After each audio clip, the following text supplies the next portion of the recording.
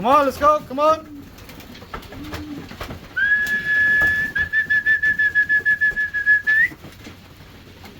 Come on, let's go.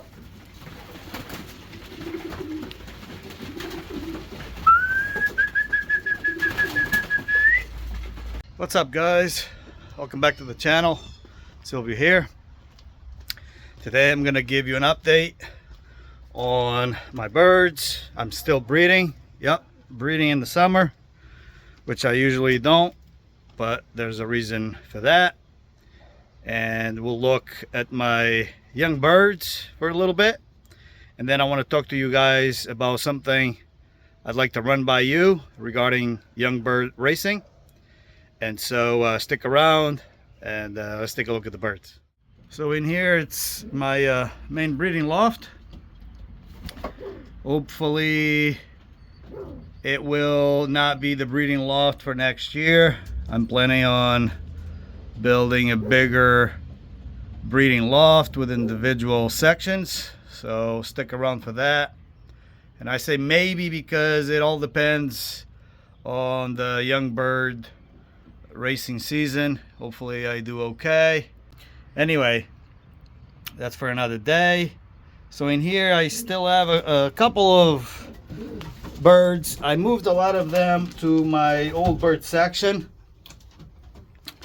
but I'm gonna have to separate the cocks from the hens and bring the cocks here, and I will bring the hens to the old bird section.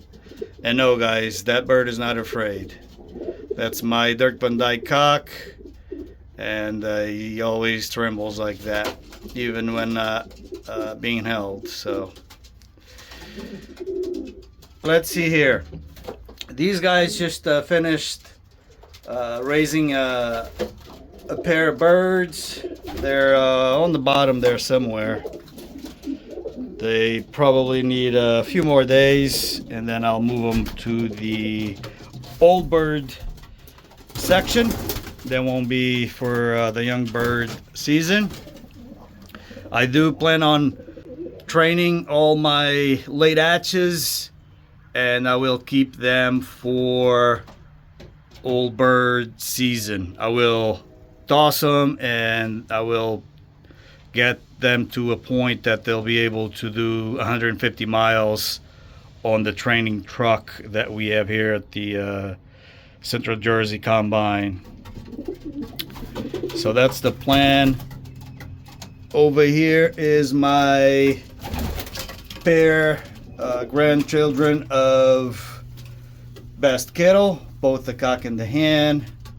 I will see if anyone is interested in buying those later in the year, so that I'll raise another round from them. Over here is my Thomas 6 pair. He's a grandson of Thomas 6. In fact, he is the bird that's on my logo on YouTube and on my pedigree. He's the one on the picture. And she's also a granddaughter of Thomas 6 with Romario line as well. They have eggs. I will let them hatch. Over here I have two babies. They are half Staffan Henri on the dam side and half Vandenbolk Kettle lines on the sire side. This pair has eggs, but they're blank, so that's just why they wouldn't go again. I'll take the hen out of here soon. And I have this hen here. She's Rocky Point, more of a long distance blood. So I'll take those babies at some point later on. And the other pair is over there. I didn't mean to let those eggs hatch, but I did. They put some feathers there, and they hatched, so didn't take them out in time. So I will take those babies as well. But yeah, this breeding loft is too small, too narrow, and it's probably only about 4.5, 5 feet wide, and it's just not a good setup. So I want to build something much better. So we'll see, and I'll take you now to the old bird section now. There's some of my young birds enjoying being outside. All right, and here are my old bird section, and I have some babies here as well. The thing about breeding in the summer, guys, is that you can't really let the droppings accumulate too much, because 3 days and they start getting those white worms, and that's so disgusting that I try to do it every day. Sometimes, you know, things happen, life happens, and you don't, and man, I just hate to see that. But yeah, so I normally don't breed this late. I mean, we're pretty much at the start of July, and in fact some of them will go into July, as in end of July hatching. Like for instance, I let my Mussolini hen go on eggs with a Rocky Point cock. If you guys follow, this hen raced the one bird derby 500 miles. She was second, and I fetched a few $100, $550 to be exact. No problem in saying it. So it's a good thing. She's a good hen, and I want to be able to get 2 babies off of her with that one cock. And I will, like I said, train them and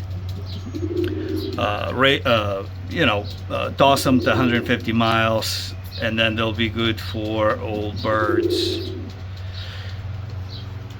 I have over here one baby.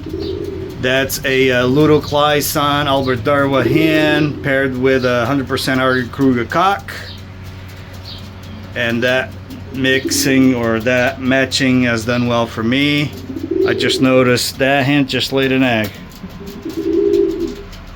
but she wasn't paired up, but there's an egg. So I gotta get the cocks out of here, some of them, except obviously the ones they're pairing. Those 2 babies are off of my Mussolini cock with a Hardy Kruger hen. The Hardy Kruger hen is a dark check, just like that one baby here in the front, and that one is a blue bar white flight, just like the father, except the father doesn't have white flight. Over here we have my is half Joalaka and half Vandenbolk, if I'm not mistaken. And she was paired up with my block cock that I raised old birds. He never made it home from the last 500 miles.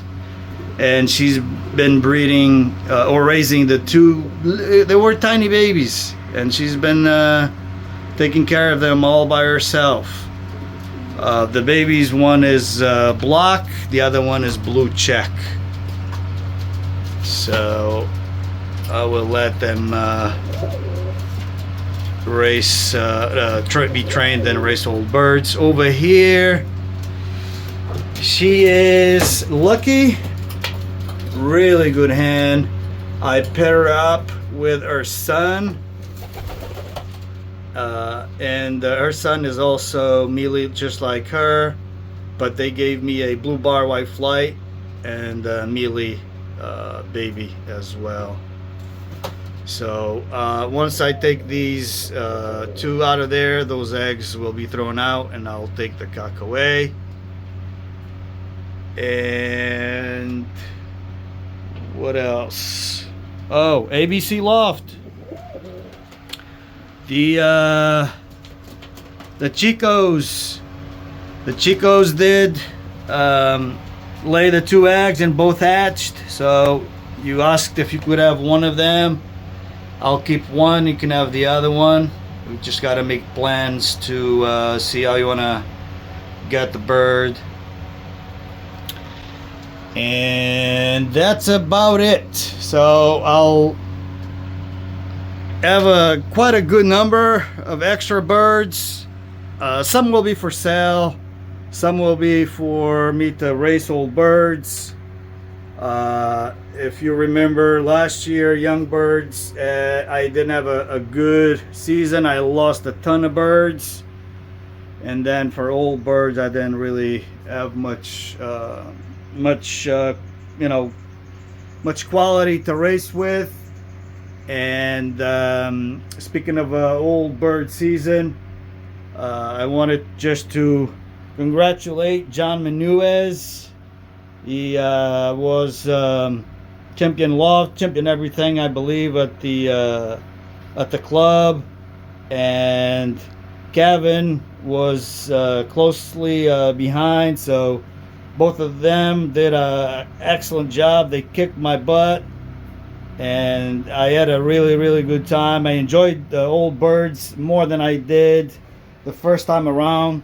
It was only my second season racing old birds, but I believe that my liking of old birds has changed, or my thoughts on it.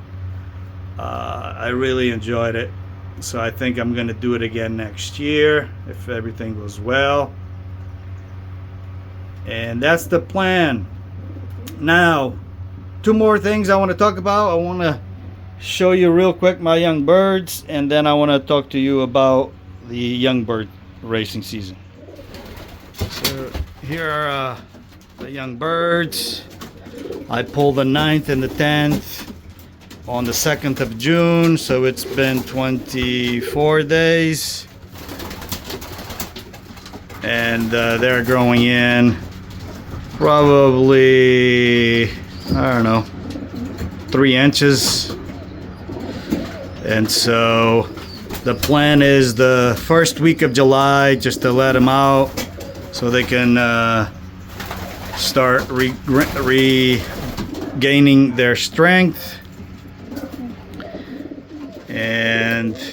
But they're doing good. They've been eating good. No health issues with any of the birds.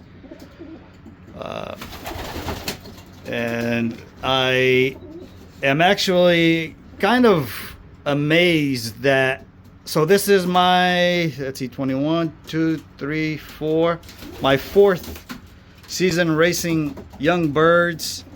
And every time, every year, it feels like the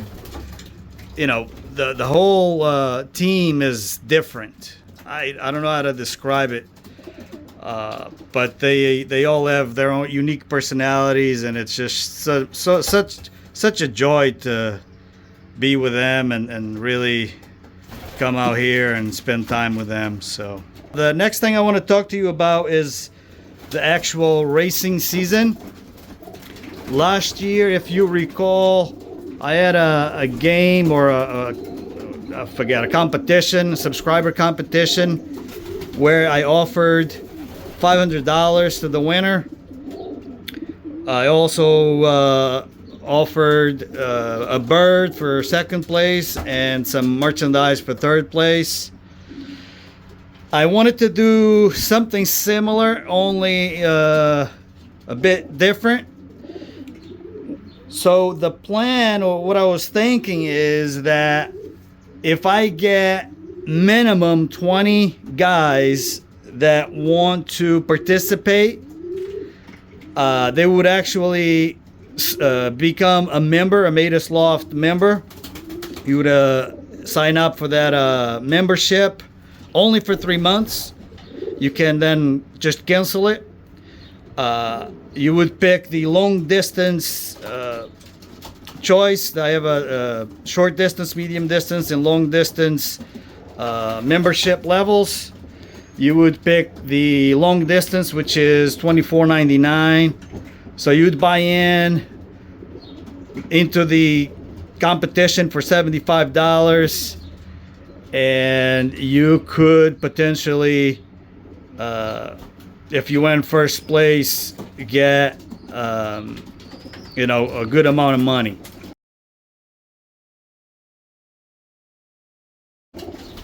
I had made a post a while back, and I think I only had about, I don't know, 12 people maybe that would be willing to do it.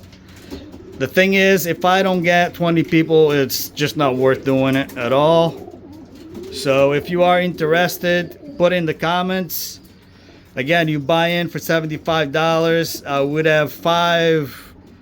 I would pay out to 5 places, the first 5, and the more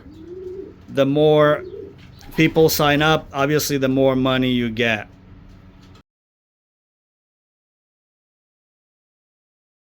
So if we were to get 20 people, the first place would be $600. And if we were to get 40 or more people, the first place would be $1,200. And it's just to, just to be different, just to get something to my subscribers to look forward to, and why not perhaps get a little bit of money out of it. But it's all up to you guys. Again, I need 20. If I get 20 people to say they'll do it, it's on. If not, it's not on. But let me know what you guys think. And in the meantime, guys, climb with purpose. Take care. Bye-bye.